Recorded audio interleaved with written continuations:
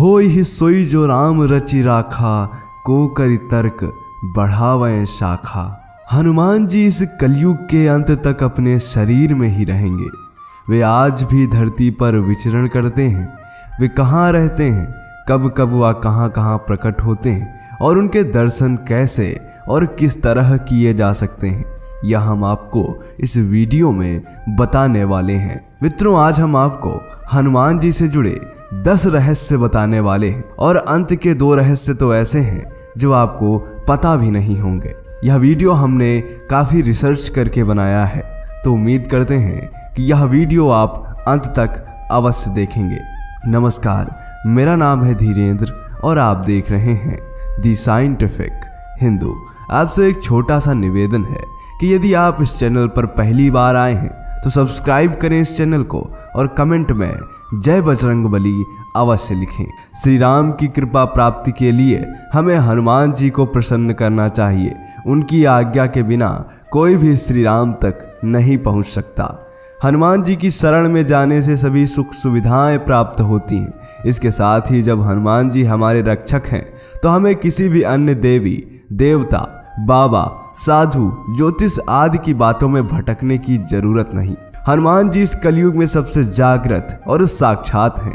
कलयुग में हनुमान जी की भक्ति ही लोगों को दुख और संकटों से बचाने में सक्षम है। अब आपके मन में यह भी सवाल उठ रहा होगा कि आखिर प्रमुख देवता हनुमान जी क्यों हैं? मित्रों, हनुमान जी 4 कारणों से सभी देवताओं में श्रेष्ठ हैं। पहला यह कि वे रियल सुपरमैन हैं। दूसरा यह कि वे पावरफुल होने के बावजूद ईश्वर के प्रति समर्पित हैं। तीसरा यह कि वे अपने भक्तों की सहायता तुरंत करते हैं। और चौथा यह कि वे आज भी सशरीर हैं। इस ब्रह्मांड में ईश्वर के बाद यदि कोई एक शक्ति है तो वह हनुमान जी। महावीर विक्रम बजरंगबली के समक्ष किसी भी प्रकार की मायावी शक्ति ठहर नहीं सकती। तो चलिए बात करते हैं पहले रहस्य की, और वह है क्या हनुमान जी बंदर थे? मित्रों, हनुमान जी का जन्म कपि नामक वानर जाति में हुआ था। शोधकर्ता कहते हैं कि आज से 9 लाख वर्ष पूर्व एक ऐसी वानर जाति भारतवर्ष में विद्यमान थी जो आज से 15 से 12,000 वर्ष पूर्व लुप्त होने लगी थी और अंततः लुप्त हो गई। इस जाति का नाम था कपि। हनुमान जी के संबंध में यह प्रश्न प्रायः उठता है कि क्या हनुमान जी बंदर थे? इसके लिए कुछ लोग रामायण ग्रंथ में लिखे गए हनुमान जी और उनके सजातीय बांधव सुग्रीव, अंगदादि के नाम के साथ वानर, कपि, शाखामृग आदि विशेषण पढ़कर उनके बंदर प्रजाति होने का उदाहरण देते हैं। और यह भी है कि उनकी सभी जगह सपुच्छ प्रतिमाएं देखकर उनके पशु या बंदर जैसा होना प्रतीत होता है। रामायण में वाल्मीकि जी ने जहां उन्हें विशिष्ट पंडित, राजनीति में धुरंधर, वीर शिरोमणि प्रकट किया है, वहीं उनको लोमस और पुच्छधारी भी शतशः प्रमाणों में व्यक्त किया है। दरअसल आज से 9 लाख वर्ष पूर्व मानवों की एक ऐसी जाति थी जो मुख और पूंछ से वानर समान नजर आती थी, लेकिन उस जाति की बुद्धिमत्ता और शक्ति मानवों से कहीं ज्यादा थी। यह सभी पुरातत्ववेत्ता स्वीकार करते हैं कि मानवों की एक ऐसी नस्ल थी जिसकी पूंछ थी जो अब नष्ट हो चुकी है। अब आते हैं दूसरे रहस्य पर, और वह है कि आखिर हनुमान जी का जन्म कहाँ हुआ था। मित्रों, पंपा सरोवर अथवा पंपासर होसपेट तालुका मैसूर का एक पौराणिक स्थान है। हम्पी के निकट बसे हुए ग्राम अनुगेंदी को रामायण कालीन किष्किंधा माना जाता है। तुंगभद्रा नदी को पार करने पर यहाँ एक पंपा सरोवर स्थित है। यहाँ स्थित पर्वत पर एक गुफा भी है जिसे राम भक्तिनी शबरी के नाम पर शबरी गुफा कहते हैं। इसी के निकट शबरी के गुरु मतंग ऋषि के नाम पर प्रसिद्ध मातंग वन था। हम्पी में ऋष्यमुख के राम मंदिर के पास स्थित पहाड़ी आज भी मातंग पर्वत के नाम से जानी जाती है। कहते हैं कि मातंग ऋषि के आश्रम में ही हनुमान जी का जन्म हुआ था। मतंग नाम की आदिवासी जाति से हनुमान जी का गहरा संबंध रहा है। तीसरा रहस्य है कि आखिर क्यों आज भी जीवित हैं हनुमान जी। हनुमान जी इस कलयुग के अंत तक अपने शरीर में ही रहेंगे। वे आज भी धरती पर विचरण करते हैं। हनुमान जी को धर्म की रक्षा के लिए अमरता का वरदान मिला था। इस वरदान के कारण आज भी हनुमान जी जीवित हैं। वे भगवान के भक्तों तथा धर्म की रक्षा में लगे हुए हैं। जब कल्कि के रूप में भगवान विष्णु अवतार लेंगे तब हनुमान, परशुराम, अश्वत्थामा, कृपाचार्य, व्यास जी, विभीषण और राजा बलि सार्वजनिक रूप से प्रकट हो जाएंगे। अब बात करते हैं चौथे रहस्य की, और वह है कि रामायण में एक चौपाई कही गई है कि चारों युग प्रताप तुम्हारा है प्रसिद्ध जगत उजियारा। इसका अर्थ है कि हनुमान जी चारों युगों में रहे हैं। सबसे पहले त्रेता युग की बात करें तो त्रेता युग में पवन पुत्र हनुमान ने केसरी नंदन के रूप में जन्म लिया और वे राम भक्त बनकर उनके साथ छाया की तरह रहे। द्वापर युग की बात करें तो द्वापर युग में हनुमान जी भीम की परीक्षा लेते हैं। महाभारत में प्रसंग है कि भीम उनकी पूंछ को मार्ग से हटाने के लिए कहते हैं तो हनुमान जी कहते हैं कि तुम स्वयं ही हटा लो, लेकिन भीम अपनी पूरी ताकत लगाकर भी उनकी पूंछ नहीं हटा पाते हैं। इस तरह एक बार हनुमान जी के माध्यम से श्री कृष्ण अपनी पत्नी सत्यभामा और गरुड़ की शक्ति के अभिमान का मान मर्दन करते हैं। यदि कलयुग की बात करें तो मनुष्य पूर्ण श्रद्धा और विश्वास से हनुमान जी का आश्रय ग्रहण कर ले तो फिर तुलसीदास जी की भांति उसे भी हनुमान और राम दर्शन होने में देर नहीं लगेगी।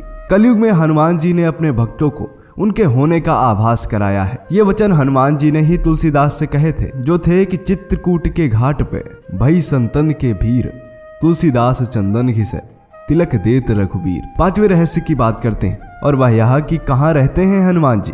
हनुमान जी कलयुग में गंधमादन पर्वत पर निवास करते हैं, ऐसा श्रीमद् भागवत में उल्लेख आता है। उल्लेखनीय है कि अपने अज्ञातवास के समय हिमवंत पार करके पांडव गंधमादन के पास पहुंचे थे।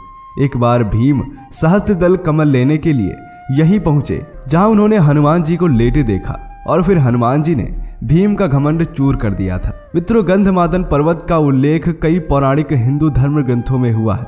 यहाँ पर ऋषि, सिद्ध, चारण, विद्याधर, देवता, गंधर्व, किन्नर आदि निवास करते हैं। यदि हम बात करें कि यह गंधमादन पर्वत वर्तमान में कहाँ है तो यह हिमालय के कैलाश पर्वत के उत्तर में स्थित है। यह पर्वत कुबेर के राज्य क्षेत्र में था। सुमेरु पर्वत की चारों दिशाओं में स्थित गंजदंत पर्वतों में से एक को उस काल में गंधमादन पर्वत कहा जाता था।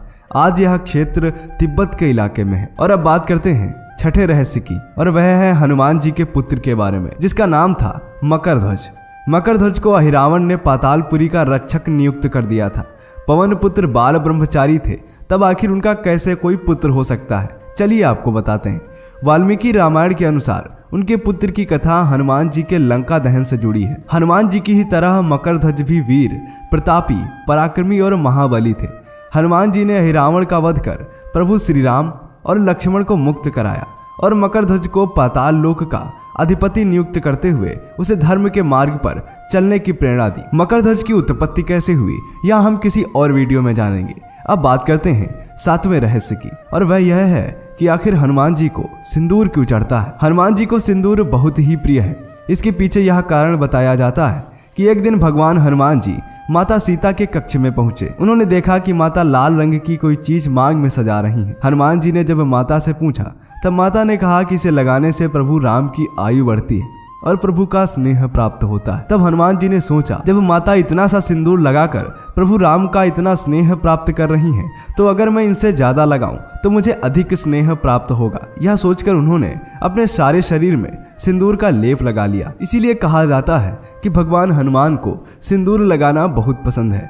अब बात करते हैं आठवें रहस्य की और वह है कि आखिर हनुमान जी की पहली स्तुति किसने की। हनुमान जी की प्रार्थना में तुलसीदास जी ने हनुमान चालीसा, बजरंग बाण, हनुमान बहुक आदि स्तोत्र लिखे, लेकिन हनुमान जी की पहली स्तुति किसने की, चलिए आपको बताते हैं। मित्रों, इंद्रादि देवताओं के बाद धरती पर सर्वप्रथम विभीषण ने ही हनुमान जी की शरण लेकर उनकी स्तुति की थी। विभीषण को भी हनुमान जी की तरह चिरंजीवी होने का वरदान मिला है। वे आज भी सशरीर जीवित हैं। विभीषण ने हनुमान जी की स्तुति में एक बहुत ही अद्भुत और अचूक स्तोत्र की रचना की है। विभीषण द्वारा रचित इस स्तोत्र को हनुमान वडवानल स्तोत्र कहते हैं। अब बात करते हैं नवे रहस्य की और वह है हनुमान जी की पत्नी का नाम। मित्रों, क्या आपने कभी सुना है कि हनुमान जी का विवाह भी हुआ था? आज तक बात यह लोगों से छिपी रही क्योंकि लोग हिंदू शास्त्र नहीं पढ़ते और पंडित और आचार्य भी इन बातों का जिक्र नहीं करते। लेकिन मित्रों, हनुमान जी का विवाह हुआ था। आंध्र प्रदेश के खम्मम जिले में एक मंदिर है जो प्रमाण है हनुमान जी के विवाह का। इस मंदिर में हनुमान जी की प्रतिमा के साथ उनकी पत्नी की भी प्रतिमा विराजमान है। हनुमान जी की पत्नी का नाम सुरवचला था। वैसे तो हनुमान जी बाल ब्रह्मचारी हैं और आज भी ब्रह्मचर्य में ही रहते हैं। विवाह करने का मतलब यह नहीं कि वे ब्रह्मचारी नहीं रहे। कहा जाता है कि पराशर संहिता में हनुमान जी का किसी खास परिस्थिति में विवाह होने का जिक्र है। कुछ विशेष परिस्थितियों के कारण ही बजरंगबली को सुरवचला के साथ विवाह बंधन में बंधना पड़ा। अब बात करते हैं 10वें और इस वीडियो के अंतिम रहस्य के बारे में और वह यह कि हनुमान जी आज भी यहाँ पर आते हैं। एक वेबसाइट का दावा है कि प्रत्येक 41 साल बाद हनुमान जी श्रीलंका के जंगलों में प्राचीन काल से रह रहे आदिवासियों से मिलने आते हैं। वेबसाइट के मुताबिक श्रीलंका के जंगलों में कुछ ऐसे कबीलाई लोगों का पता चला है कि जिनसे हनुमान जी मिलने आते हैं। मित्रों, इन कबीलाई लोगों पर अध्ययन करने वाले आध्यात्मिक संगठन सेतु के अनुसार हनुमान जी इन लोगों से मिलने आए थे और प्रत्येक 41 साल बाद मिलने आएंगे। इन कबीलाई या आदिवासी समूह के लोगों को मातंग कहा जाता है और यह भी कहा जाता है कि मातंग ऋषि के आश्रम में ही हनुमान जी का जन्म हुआ था। वेबसाइट सेतु एशिया ने दावा किया कि 27 मई 2014 को हनुमान जी इन लोगों के साथ में थे। कहा जाता है कि भगवान राम के स्वर्ग चले जाने के बाद हनुमान जी इन जंगलों में आ गए थे, जहां पर इन आदिवासियों ने उनकी काफी सेवा की। जब हनुमान जी वहां से जाने लगे तो उन्होंने वादा किया कि 41 साल बाद वह यहाँ के कबीलाई लोगों को ब्रह्म ज्ञान देंगे। कबीले के मुखिया हनुमान जी के साथ बातचीत को एक लॉग बुक में दर्ज कराता है।